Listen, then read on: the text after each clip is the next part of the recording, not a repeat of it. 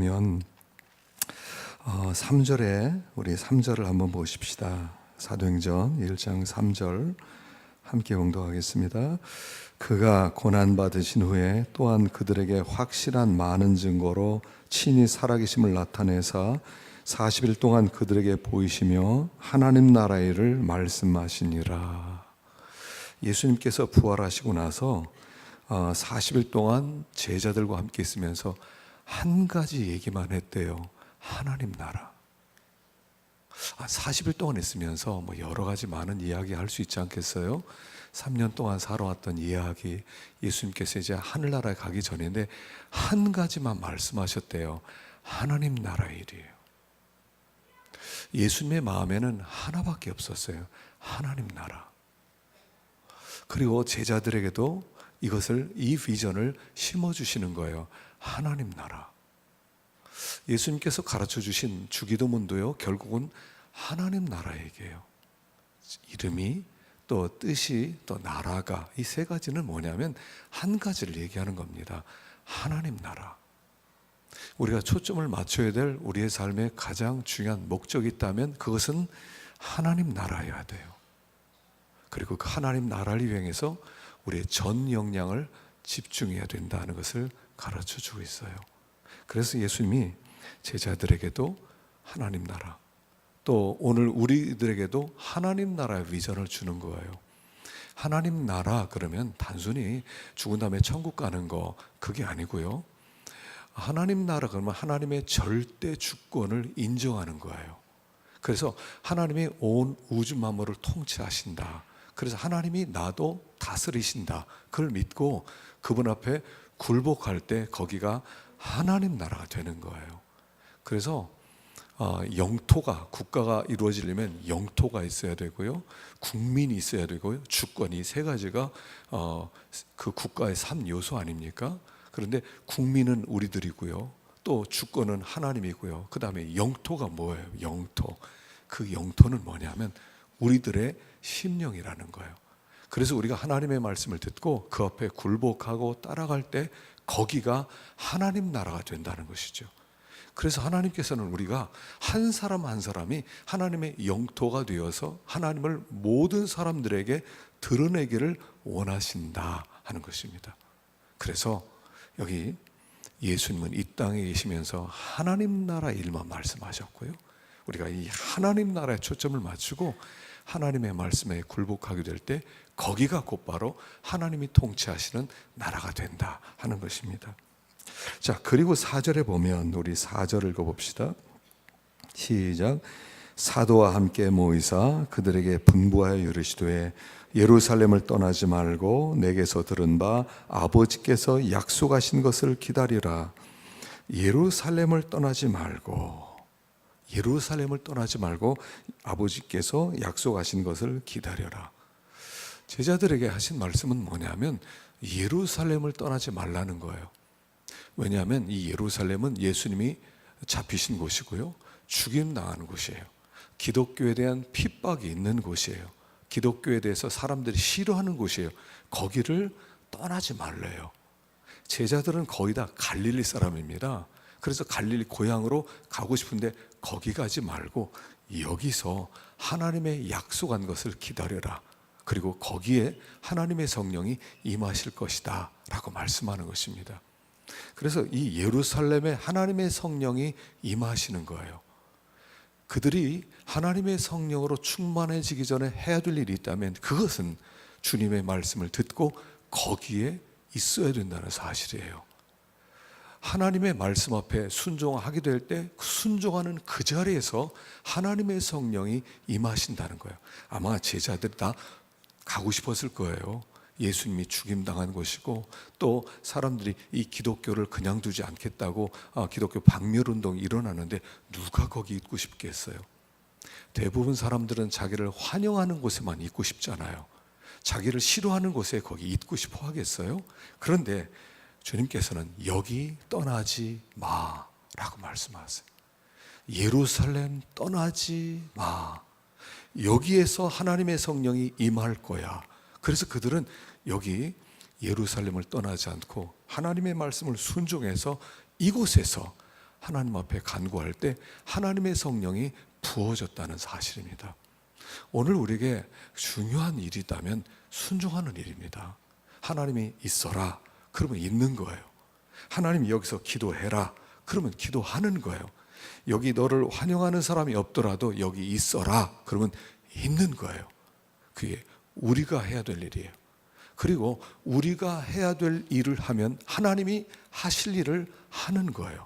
성령을 부어주시는 것은 하나님이 하시는 일이에요. 그러나 예루살렘에서 멈춰서 순종하는 일은 우리가 할 일이에요. 그래서 오늘 우리는 우리가 해야 될 일을 하는 거예요. 순종하는 일을 하는 거예요. 그럼 나머지는 하나님이 일하시는 거예요. 그래서 항상 우리가 분별해야 됩니다. 하나님께서 있으라고 하는 예루살렘은 어디냐?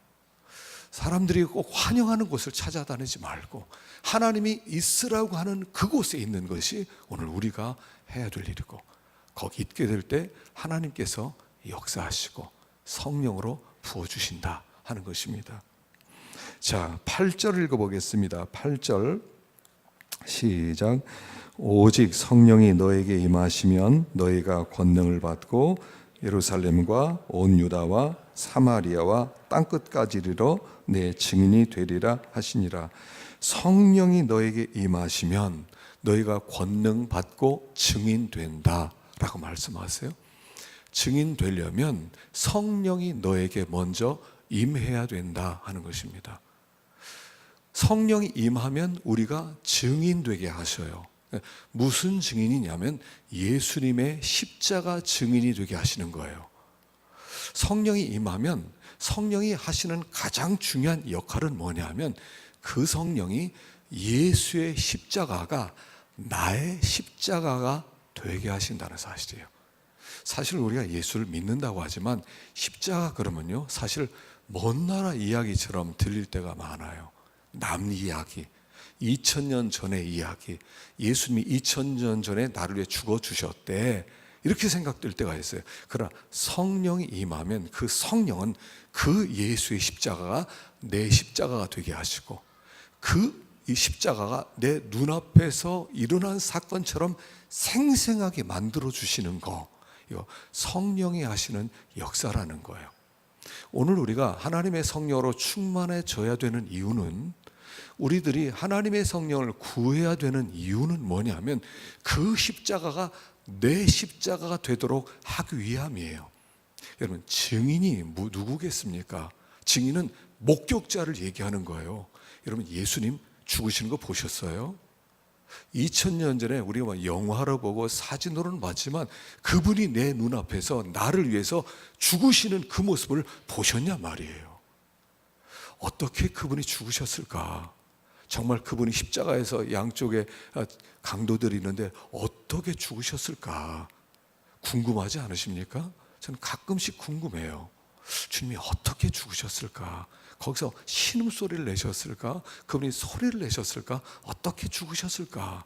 그분이 땅에 떨어지는 피가 흐를 때 어떻게 흘렀을까? 그 십자가 정말 어떻게 생겼을까? 궁금하지 않으세요? 그런데 성령이 임하면 그 십자가가 눈앞이 열리는 거예요. 예수님이 나를 위해 죽으신 그 십자가가 마치 내 눈앞에서 오늘 일어나는 것처럼 2000년 전 사건이 아니라 내 십자가, 그 주님의 눈빛을 우리가 보게 되는 것이 성령의 역사라는 거예요. 그래서 우리가 이 하나님의 성령으로 충만해져야 증인될 수 있고, 증인돼야 하나님의 말씀을 선포하는 사람이 된다는 거예요. 이게 더 권능이에요. 여러분, 권능이라는 게 뭐냐면 하나님이 능력 주셔서 무슨 은사가 있고 그것도 권능이지만, 권능이라는 것은 뭐냐면 목격하는 게 권능이에요. 내가 봤어요. 예수님이 내 눈앞에서 죽으시는 것을 봤어요. 이게 권능이에요. 내가 봤습니다. 이보다 더 확실한 능력이 있겠습니까? 너 진짜 봤어? 내가 봤어요. 이게 우리에게 권능이 되어서 우리들로 하여금 복음을 증거하는 사람이 되는 거예요. 그래서 여기 증인이란 단어는 아는 것처럼 순교자란 단어라죠. 순교자야, 마르투스, 순교자란 단어. 증인이란 단어가 순교자란 단어예요. 너무 확실하기 때문에 부인할 수가 없어요. 너 예수 죽는 거 봤어? 눈앞에서 본 사람은 나 봤어요. 너 죽여도 봤어? 예, 죽여도 봤어요. 그렇게 말할 수 있는 거죠. 그게 권능이 되는 거예요. 그래서 오늘 우리들에게 정말 간절하게 필요한 게 있다면 하나님의 성령이 우리에게 임하시는 거예요. 하나님의 성령을 간절히 구하는 거예요. 이유는 다른 게 아니에요. 그 예수의 십자가가 내 십자가 되는 것. 그래서 나로 하여금 마치 목격자와 같이 분명하게 예수 그리스도의 십자가가 나의 십자가가 되어서 가만히 있을 수 없도록 만드는 그 힘이 오늘 우리에게 필요한 것입니다. 그래서 다시 한번 우리가 성령의 충만함을 기대하십시다. 다시 한번 하나님께서 우리를 사로잡도록 기도하시고 그 십자가가 내 십자가가 되어서 눈앞에 마치 펼쳐진 것 같은 결코 부인할 수 없는 그런 확신으로 충만하게 되어서 가는 곳마다 뭐 선교사로 나간다고 해서 꼭 외국에 나가는 것만 선교사는 아닙니다. 하나님이 보내시는 곳 거기가 선교지입니다.